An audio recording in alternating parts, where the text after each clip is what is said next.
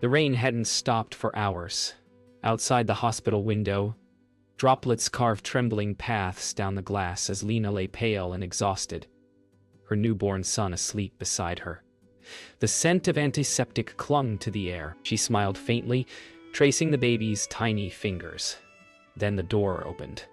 Ethan stood there, perfectly pressed in a navy suit, not a hair out of place. In his hands, a brown envelope. He didn't look at the baby. He didn't sit down. He simply placed the papers on her bedside tray. Her lips parted. Confusion first, then disbelief. "What is this?" His voice was low, rehearsed. "It's better this way.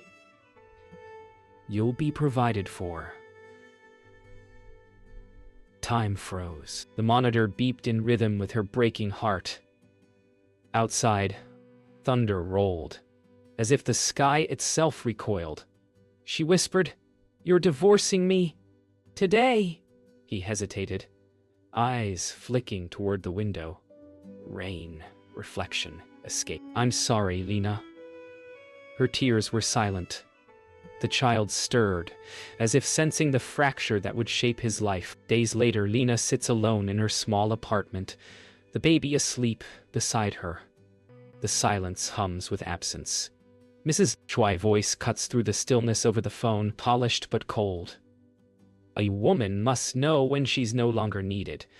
The sentence burns deeper than the memory of the hospital. Lena's fingers grip the receiver. Her knuckles whiten.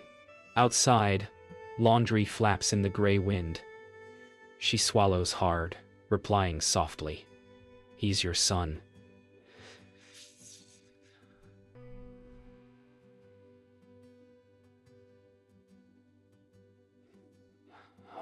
The line clicks dead. She stares at the receiver, as if it might speak mercy. The night stretches endless. Lena rocks the baby, her lullaby a cracked whisper. Every creak in the apartment reminds her of footsteps that no longer return. The crib is new, the paint still smelling of varnish. She hums softly, but her voice breaks halfway.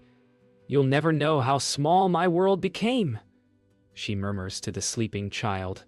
Outside, a streetlight flickers, as if unsure whether to keep shining. Ethan stands on the balcony of his new high-rise apartment, overlooking the city.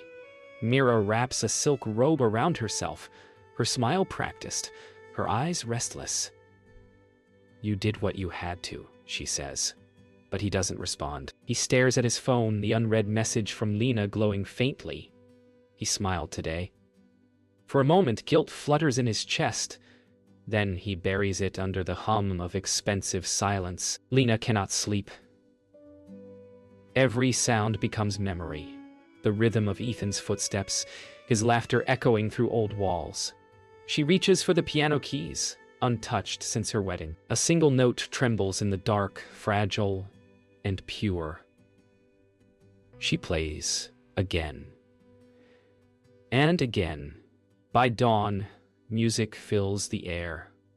Hesitant, then whole. It is her first breath of life since everything ended. Morning sunlight creeps through blinds, striping the walls like prison bars. Lena sits at the edge of her bed, her robe loose, her hair unwashed, eyes hollow from sleepless nights. The baby cries softly in the next room, the only sound that keeps her tethered to life. She moves automatically. Feed, change, rock, repeat. Time dissolves. On the kitchen counter, unpaid bills and the untouched divorce decree lie side by side. She avoids looking at them, afraid they might speak. When the doorbell rings, her heart leaps. But it's only the postman handing her a letter from the hospital about discharge fees.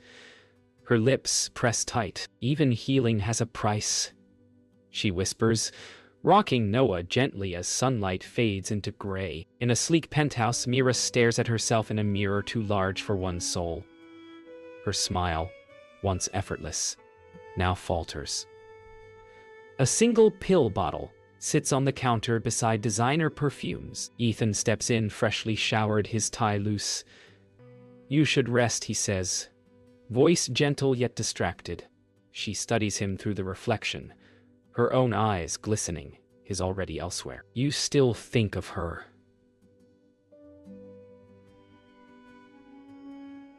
She murmurs. He doesn't answer. The silence is confirmation enough. A knock at the door startles Lena. When she opens it, Mrs. Choi stands there, immaculate in pearls and pressed linen, the scent of rose water clinging to her. The older woman's eyes flick to the baby. He looks like Ethan, she says curtly. Then, after a pause, you should think of what's best for him. Lena's chest tightens. I am. The silence stretches, two women separated, not by blood, but by judgment. Mrs. Choi places a white envelope on the table. Child support. Without a word, she leaves. Lena exhales, her strength stitched from the threads of her own breaking. Ethan's office hums with the low murmur of success. Contracts, meetings, admiration. Yet none of it fills the hollow beneath his ribs. When he sees a father playing with his child outside the window, a flicker of regret shadows his face. Mira enters, holding her tablet. The investors loved your design, she says, smiling. But he doesn't respond. His pen trembles over the blueprint. A perfect home on paper for no one. Late night. The apartment is dark, except for the glow of a small lamp.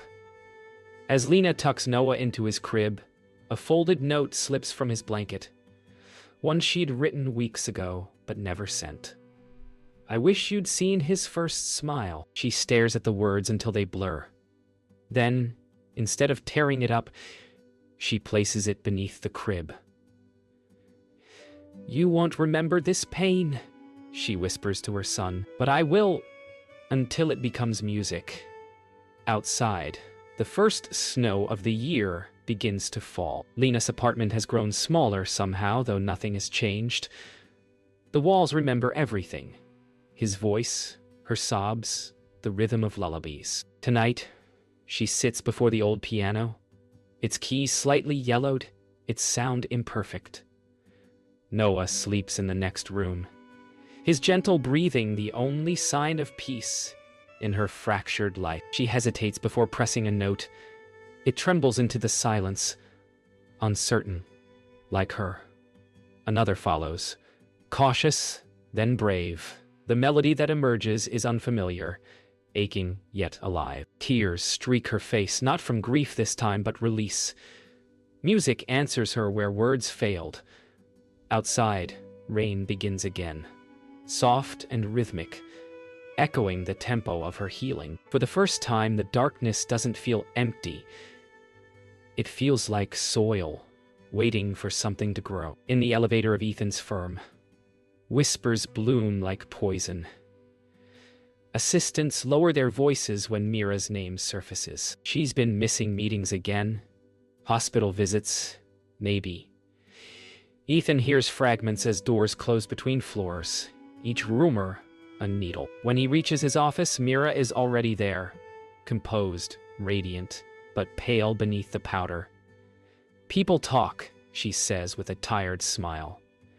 Let them. But he can't unhear the tremor in her voice. As she bends to pick up a file, he notices the faint tremble in her hands. His chest tightens, a memory flashing. Lena's trembling hands clutching their newborn. Guilt folds in on him like paper. Are you okay? He asks quietly. Mira's eyes for the first time don't lie. Not really, she admits. Then she turns away before the silence can answer. It is Sunday morning when Lena ventures out with Noah in a stroller.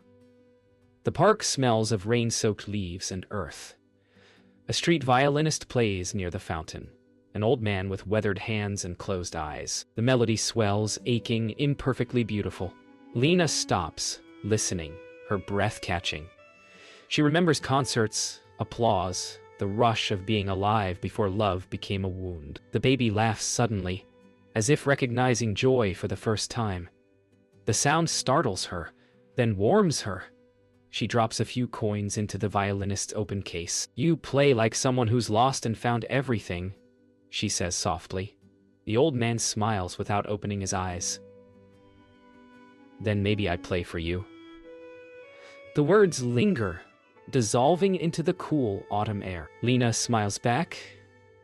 Small, but real. Mira's apartment hums with expensive quiet.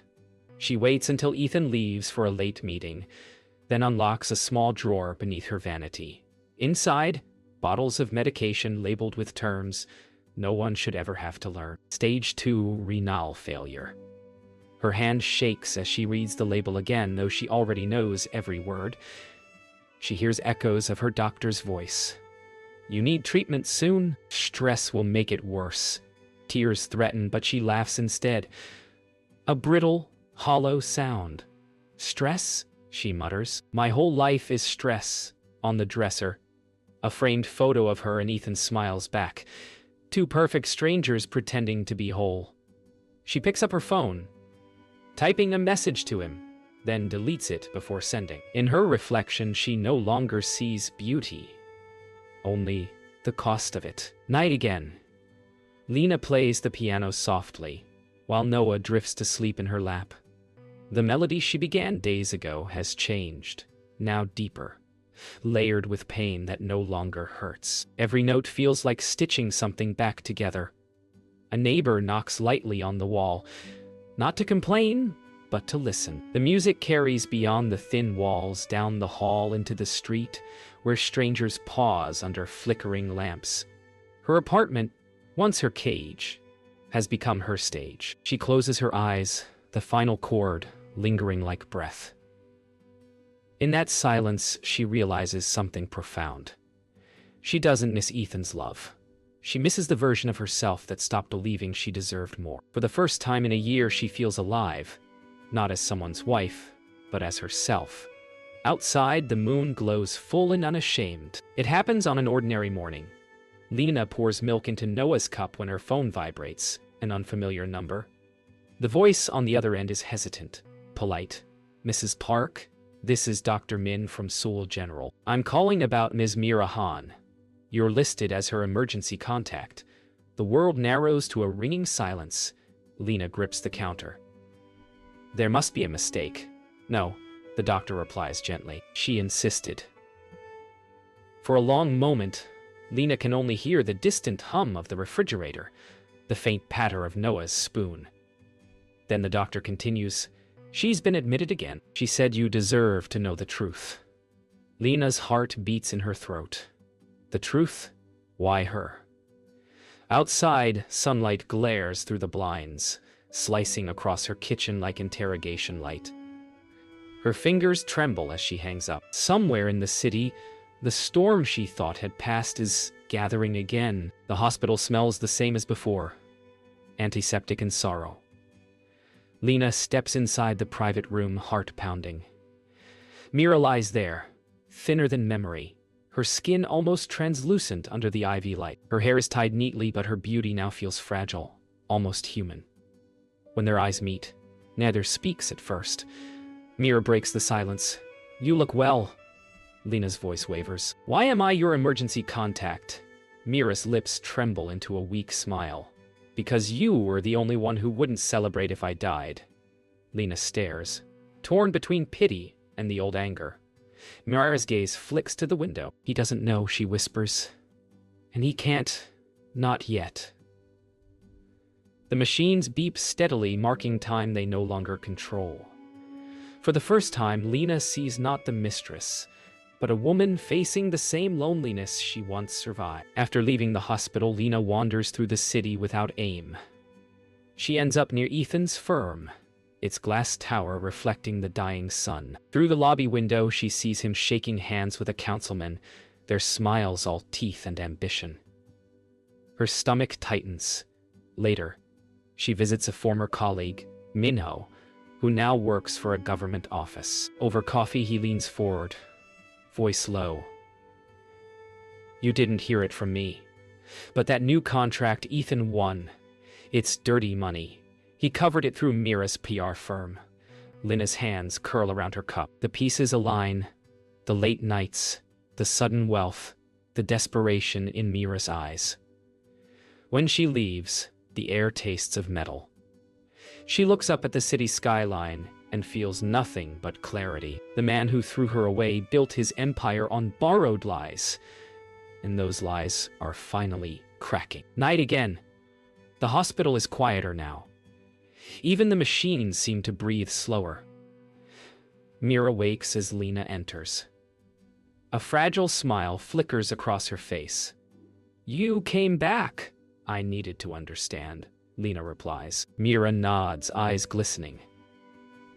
"When I met Ethan, I thought power would make the emptiness stop.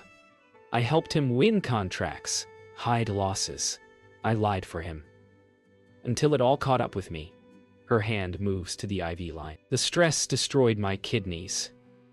I thought I'd bought love, but all I bought was my own ruin." Lina swallows hard, the weight of empathy settling over her anger. "Why tell me this?" Mira's voice breaks. "Because he'll need you when it all collapses. But you don't save him. Save yourself." The monitor beeps in rhythm with the truth. For the first time, both women share silence without hatred. Ethan stands in his office, glass walls shimmering with city light. He stares at a news alert on his monitor. Council investigation targets corrupt contract bidders. His name isn't printed, but he feels it like a pulse beneath the text. His phone buzzes. Mira's number. He hesitates, then answers. Her voice is thin, shaking. "It's over, Ethan." He exhales sharply. "What did you do?" "I told her." The silence that follows is pure panic. He grips the desk until his knuckles whiten. "You don't understand." He hisses. "You've ruined me." Mira's tone softens, almost kind. "No, Ethan, you ruined yourself." The line goes dead. Outside, a sudden gust of wind shatters a decorative vase on the shelf.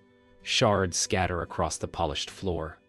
Like fragments of a life, too carefully built to survive the truth. It's past midnight when Ethan finds the message on his phone. One he wasn't meant to see. Mira's doctor has texted him by mistake. Patient Han requested that Park Lina be notified in case of emergency. Terminal stage confirmed. The room feels suddenly airless. He rereads the words, his heartbeat thundering in his ears. For a moment, his world isn't marble and glass. It's hospital corridors and rain, and the sound of his child cry. He sits down heavily, head in his hands. Memories pierce through the years. Lina's laugh while cooking, her fingers brushing paint off his shirt, her silence when he walked away. He whispers her name like confession. Somewhere deep inside, guilt curdles into something rawer. Need. Not for redemption, but for the woman who somehow keeps appearing where his world ends. He stands, grabs his coat, and leaves, unaware that everything he's running from is waiting in her doorway. The knock comes during a quiet evening. Lina almost doesn't answer. Noah is asleep, and she's learned peace is fragile. But something in the rhythm feels familiar, hesitant. She opens the door, and there he is. Ethan, older, thinner, eyes hollowed, not by time, but by consequence. Rain slicks his hair, his breath uneven. For a heartbeat, neither speaks. Then he exhales her name like prayer. Lina.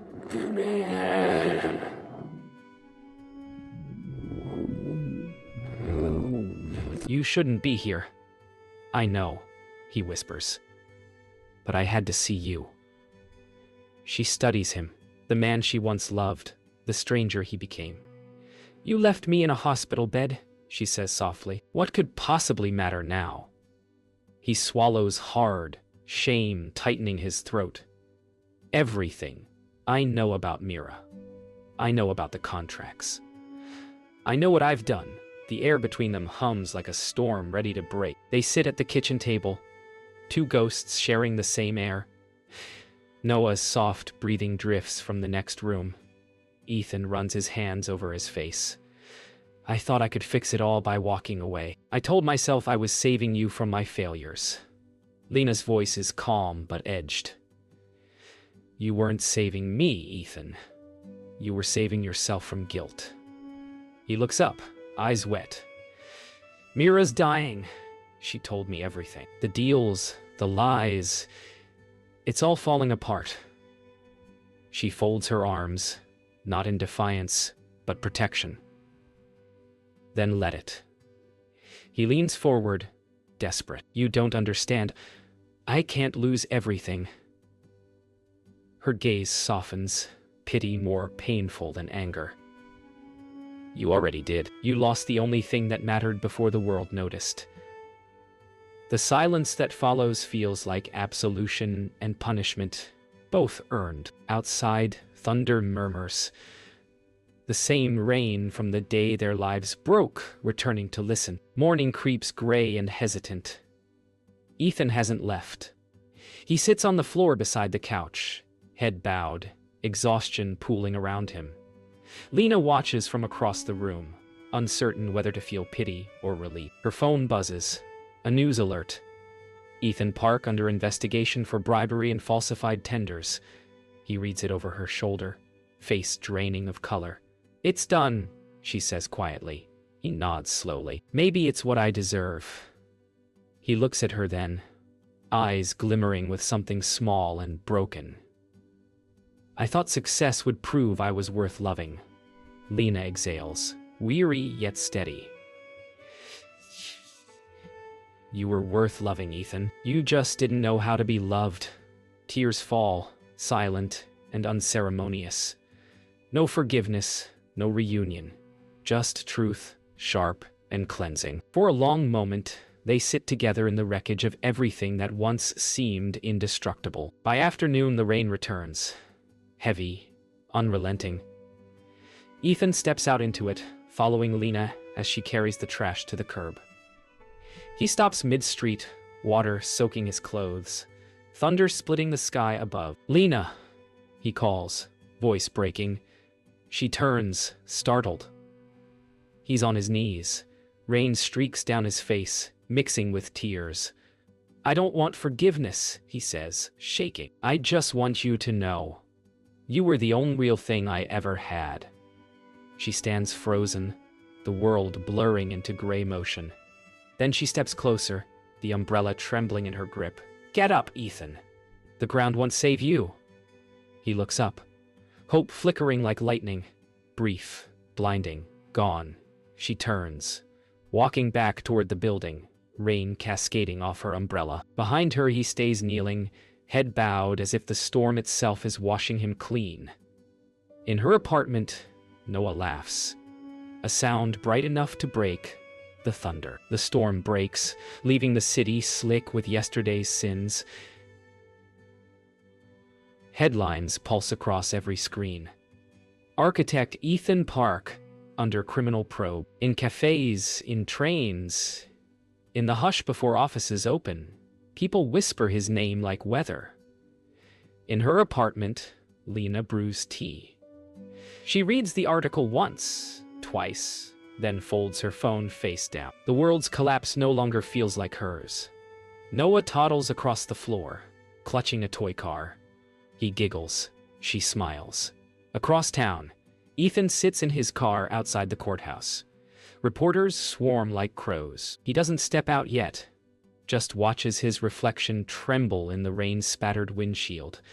The face staring back at him is older, raw, almost unfamiliar. For the first time, he feels something close to peace.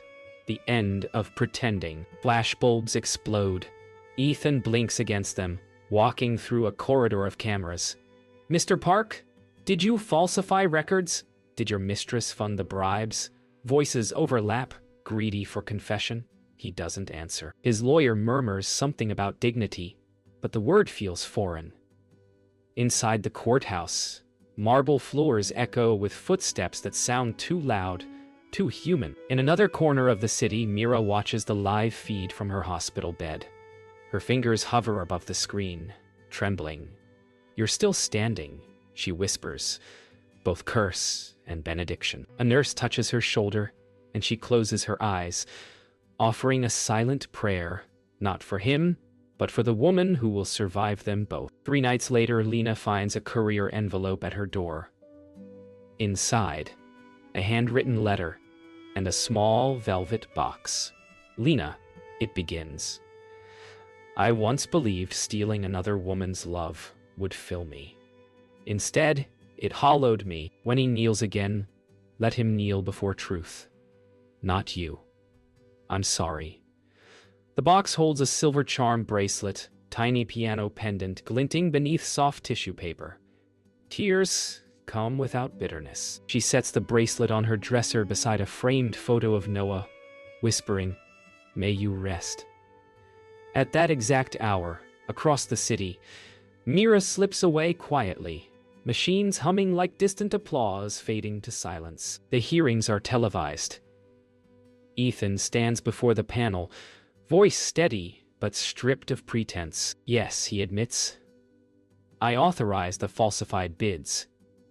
The words echo through microphones, through living rooms, through every corridor that once praised him. When he leaves the stand, reporters shout again, but no one listens for answers. They only want spectacle. Lena watches from her piano bench. The melody beneath her fingers falters, but doesn't stop. For every lie exposed, she plays one note of truth. By the time the verdict scrolls across the screen, guilty on all counts, probation pending appeal, the song has turned into something cleansing, defiant, whole. Weeks later, autumn drifts in golden and slow. Leaves collect on Lena's balcony. She lets them stay. The city hums softer now, as if tired of its own noise. She teaches piano again, children from the neighborhood, their laughter scattering through the stairwell. Her hands are steady, her smile easy. One afternoon, she finds a letter slipped beneath her door. No return name, only 2 lines. "Thank you for the silence that saved me. EP." She folds it once and sets it between the pages of a music book. No anger, no longing, just a quiet gratitude for the closure she never asked for, but finally owns. In the evening, she plays the same melody that began her healing, Noah swaying beside her. Outside, the sky bruises into violet. Somewhere, unseen, another life kneels to begin again. 5 years pass like water. The city has changed, softer around its edges, though the old skyline still gleams with ambition. Inside the Seoul Conservatory, the main hall hums with anticipation. Lena adjusts her gown backstage. Black silk, simple, elegant. Her hands tremble slightly, not from fear but reverence. This is her first public performance since the birth that began her undoing and rebirth. Noah, now 5, waits in the front row beside a friend from her teaching studio. When the announcer speaks her name, applause swells like a tide. She walks to the piano under soft gold lights. The first note rises, and silence bows before it. Each chord carries memory. The hospital, the rain, the ache, the healing. When she finishes, the hall stands in reverent quiet, then erupts. Lena closes her eyes. This sound, this moment, it isn't triumph. It's peace. A television flickers in a quiet one-room apartment on the city's outskirts. Ethan watches the concert broadcast, the image slightly grainy, sound barely audible. He sits on the floor in a gray sweater, sleeves rolled up, a sketchbook beside him.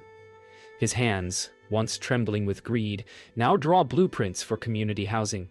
Projects no one pays attention to, but that feed him differently. When Lena's music begins, he closes his eyes. Her playing sounds like rain on glass, the same sound that used to haunt him. He doesn't cry.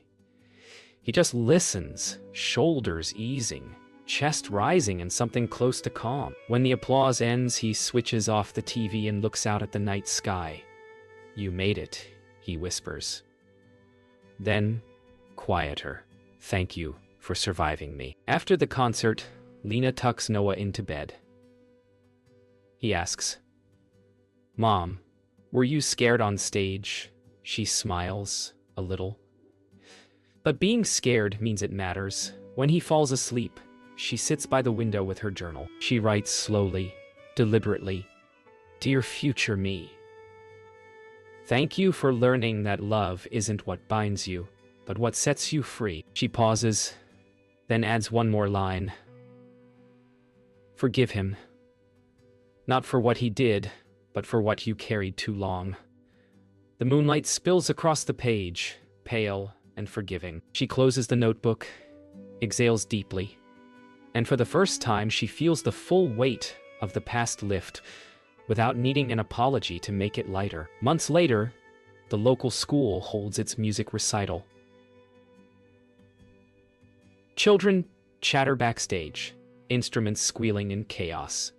Lena kneels beside Noah, adjusting his bow tie. Remember, she says, just feel it. Don't play it perfect. Play it true. He nods solemnly, gripping his small violin. When his turn comes, he steps onto the stage.